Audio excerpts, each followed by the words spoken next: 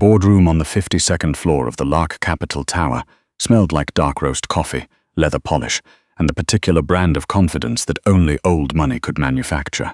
4 men in suits that cost more than Greer Lawson's monthly rent sat arranged around a glass table like chess pieces waiting to move. Nobody glanced at her when she came in with the coffee service.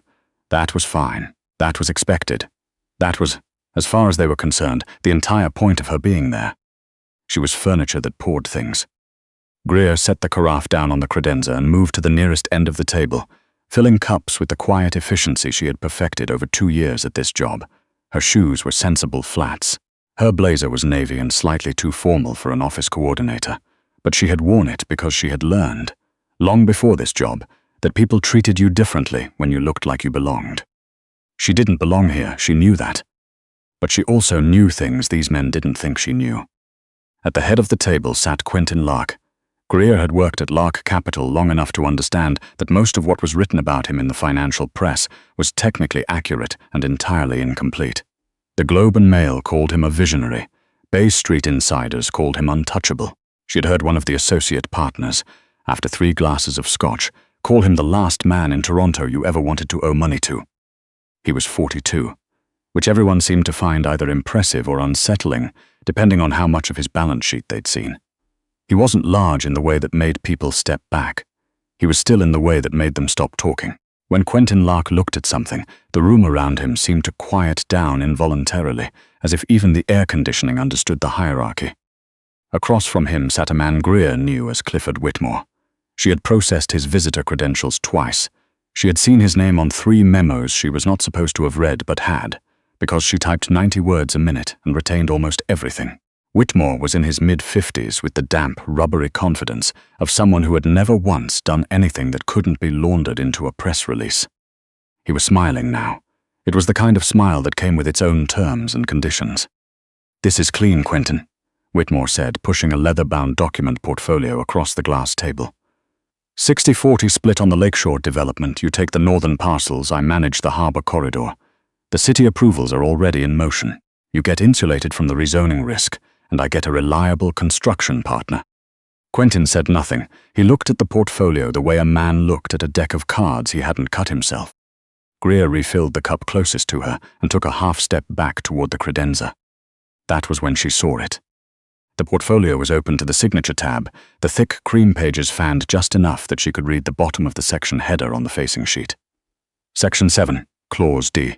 She had studied enough contract law in her 2 years at Ryerson's business administration program, right up until her mother's stroke had ended that chapter without ceremony, to recognize the language pattern on sight. Her pore slowed. She leaned a fraction of an inch closer, keeping her eyes angled down and her expression completely neutral. The subordination clause. It looked like standard development risk allocation. It read like Whitmore was simply protecting his interest in the harbor corridor if the city's approvals fell through. But the sequencing of the liability triggers was inverted. If Whitmore defaulted on the harbor permits, intentionally or by arrangement, the clause didn't just protect him. It transferred controlling interest of the Lakeshore parcels to a holding company listed in the secondary schedule. A holding company that was not Quentin's. Greer's throat went dry. She set the carafe down on the edge of the credenza without making a sound. The northern parcels were the anchor of Lark Capital's projected earnings. Every bank on Bay Street knew it. If Whitmore could engineer a permit default, he didn't just walk away clean. He walked away with the most valuable undeveloped waterfront land in the city, secured by a clause buried 4 pages into an agreement that looked, on the surface, like a perfectly mutual deal. Quentin reached for his pen. Greer's 2 years of practiced invisibility dissolved in the space of a single breath. "Mr. Lark," her voice came out steadier than she had any right to expect. "I'm sorry to interrupt. That clause is going to cost you everything."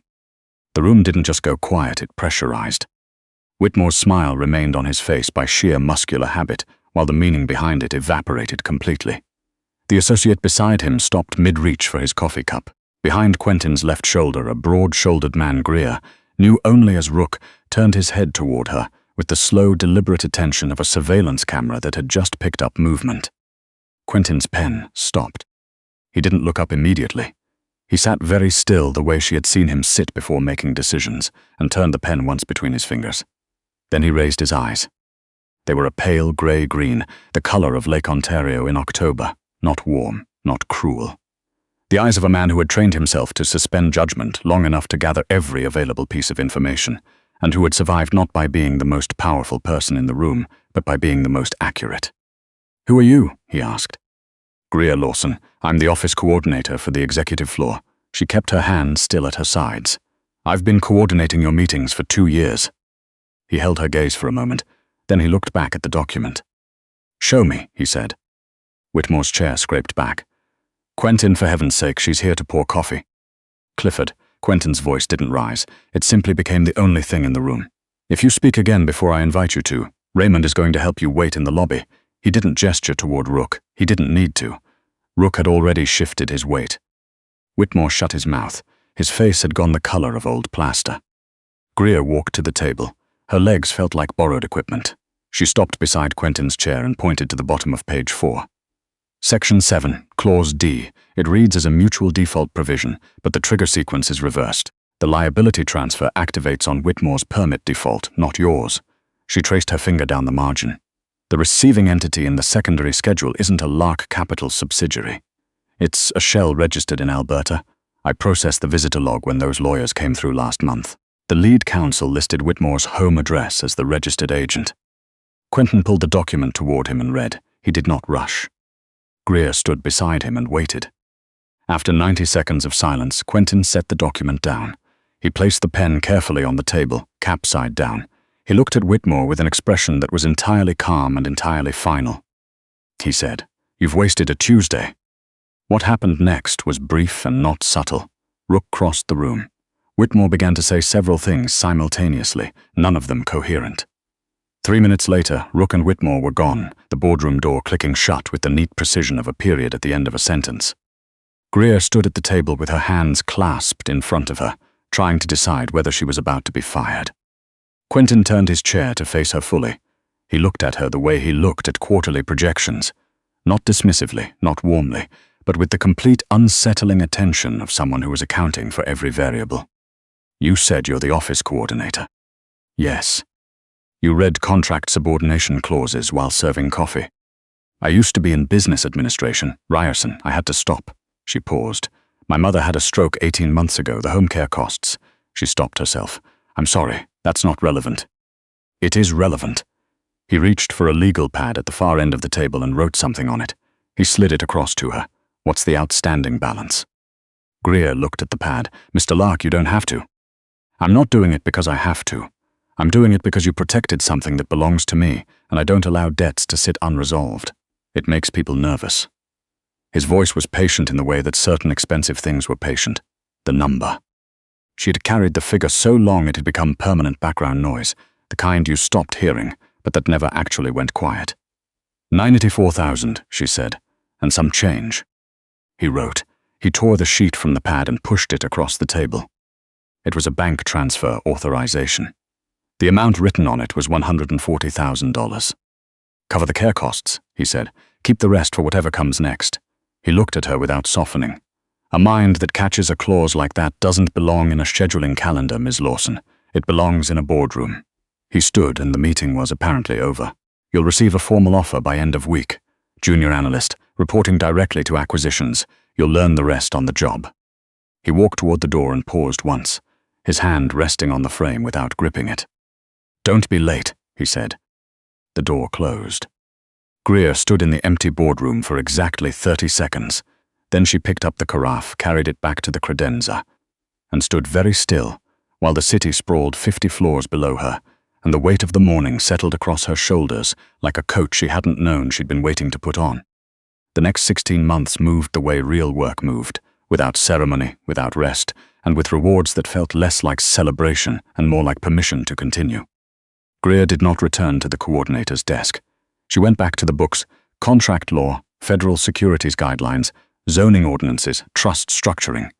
Reading them at her kitchen table in Leslieville after 12-hour days at the office, long after her mother, Ruth, had been settled for the evening by the private care worker, whose wages now arrived reliably every 2 weeks. Ruth's speech had improved. Her physiotherapist had used the word encouraging, which in that particular field was practically a standing ovation. Greer kept that word somewhere close and did not examine it too carefully. Hope was most useful when you kept it small and portable. At Lark Capital, she moved quickly. She learned the shape of Quentin's operation from the inside, understanding how the legitimate holdings were structured to absorb regulatory pressure without transmitting it inward to the core. She understood, without it ever being stated plainly, that his reputation for being untouchable was not mythology. It was engineering. Every entity connected to his name had been built with the deliberate care of someone who had calculated what kind of weather was coming and built accordingly. She also understood that her own rapid ascent had not gone unnoticed. The man who made that clearest was Bryce Kellard, the director of acquisitions, who had been at the firm for 11 years and had constructed his career on the principle of knowing exactly as much as was required and not one syllable more. He smiled at Greer in meetings and called her sharp in a tone that drained the word of all its content. He had, she eventually confirmed, been the one to introduce Whitmore to Quentin in the first place. She noted it. She said nothing. She waited. It was a Tuesday in February. She had come to distrust Tuesday specifically, when she found the discrepancy. She was cross-referencing the quarterly audit files for Lark Capital's Alberta Development Trust against the federal reporting submissions. It was the kind of painstaking work that required exactly the accounting background she'd been building before life had interrupted. And in the middle of a column of impeccably formatted numbers, she found it. A consistent 3-point variation in the capital outflow reports across 5 consecutive quarters. Small enough to look like rounding, consistent enough to be intentional. The variation correlated every time with disbursements bearing Kellard's authorization signature. She ran the comparison twice, then a third time. She closed the file and sat in the quiet of the empty office for a moment, the Toronto skyline blinking cold and indifferent beyond the glass. Then she picked up her laptop and went to find Quentin. He was still at his desk at 9 in the evening, which surprised no one who knew him. He looked up when she came in without knocking. He had made clear early on that he preferred directness to ceremony, and waited while she set the laptop on his desk and walked him through what she had found. His expression didn't change. His jaw tightened once, like a gear briefly catching. "How long have you been looking at this?" he asked. She said, "He's routing the variance through a numbered company registered in Saskatchewan. It's small enough to miss in a standard review, but the pattern holds across 5 quarters. The aggregate is approximately 2.3 million. He was quiet for a moment. "Kellard has been cooperating with the OSC. His voice carried the same measured cadence it always did, even now. Not because he believes in the law. Someone has been paying him to build a regulatory file on this firm, the same network that funded Whitmore." He looked at her. If he's also skimming from the trust accounts, he isn't just stealing, he's manufacturing evidence. Paper that can be handed to investigators and framed as proof of internal misconduct at Lark Capital. Greer understood it immediately. The moment Kellard went directly to the Ontario Securities Commission, whatever fabricated narrative he'd been assembling would gain credibility simply by existing. "We can't fire him outright," she said. Quentin waited. "We give him access to a prepared file." She said it slowly, the shape of it forming as she spoke. "Financials that look irregular enough to be interesting, but that comply completely with every applicable regulation on record. We let him take it.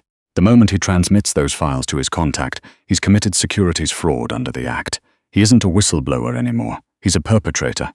She met Quentin's eyes directly. "We document the transmission and take it to the OSC ourselves, first, as the injured party. We hand them Kellard, the funding trail back to Whitmore's network. They get a prosecution. We get clean hands." The office was very quiet. Quentin studied her for a long moment in the particular way he had, that felt less like being seen, and more like being measured against a standard she couldn't fully identify. 2 weeks, he said. She built the file in 11 days. When the OSC investigators arrived at Lark Capital's offices on a grey March morning, Greer met them in the lobby, with a binder that had been compiled with the methodical clarity of someone who had spent years learning to see exactly what powerful people assumed nobody was looking at. Kellard was suspended by end of day. The funding trail back to Whitmore's network reached 4 additional names before it closed. The investigation that followed was long and procedurally exacting, and in the end entirely satisfying. On the morning the last OSC file closed, Greer stood at the window of her office, her actual office now with her name on the frosted glass, and watched Lake Ontario. The ice had broken weeks ago. The water was the cold, living grey of something that had come through a difficult season without making a production of it. The door opened behind her without a knock. Quentin walked to stand beside her. He had the quiet, grounded presence he always carried, the kind that didn't announce itself but that you registered immediately as a shift in the room's atmosphere. The OSC called it the cleanest regulatory cooperation they've seen in 8 years, he said. I read the report. Of course you did. He was quiet for a moment. A commuter ferry moved steadily across the harbor far below them. I've been thinking about the structure of the firm. The restructuring proposal is on your desk, she said. I drafted it last week. He turned his head to look at her, and there was something in his expression she hadn't seen before. Not warmth, exactly, but something close enough to it that she recognized the shape. Something that had taken 18 months of proximity and professional trust to earn its way to the surface. I wasn't talking about the proposal, he said. I was talking about the partnership. Greer turned. Equal, Quentin said. It was not a question. It was not a gesture of generosity. It was a statement of what the ledger actually showed. You rebuilt the legal architecture of this firm from the inside. You found the breach before it caused irreparable damage. You understand this operation better than anyone I've employed in 20 years. He looked at her steadily. I've run this alone for a long time. That was practical once. It isn't anymore. She looked at him, at the lake, at the city laid out below them, all of it real and complicated and worth something. I'll need to review the partnership agreement myself, she said. The corner of his mouth moved. I expected nothing less. And I want specific language, she added. A clause protecting my mother's care in perpetuity, regardless of how the firm performs. He said, already drafted. She looked at him for a moment that stretched, and then quietly settled. I should have read the fine print before I ever agreed to work here, she said. You were holding a coffee carafe, he said. You didn't have the leverage. And now? Quentin Lark picked up the partnership agreement from her desk and held it out. Now, he said, you write the terms. Greer took the document. The paper was heavy and cream-colored and entirely real. She thought, briefly, of the woman she had been 2 years earlier, standing in the back of a boardroom in Sensible Flats, invisible by design, watching powerful men assume she was simply part of the furniture. That woman had read the fine print. And all of this had been hiding inside it the whole time.